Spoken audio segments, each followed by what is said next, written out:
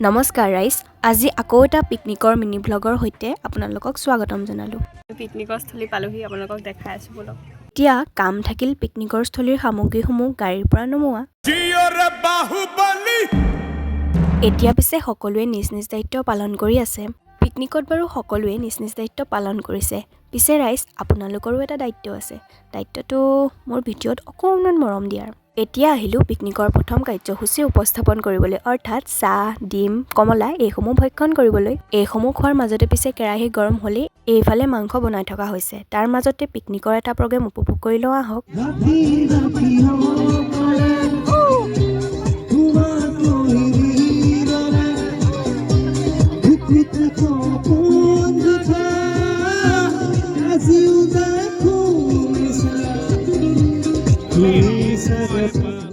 আজি পিছে খানাৰ মাজেৰে ভিডিঅ'টো সামৰণি মাৰিছোঁ।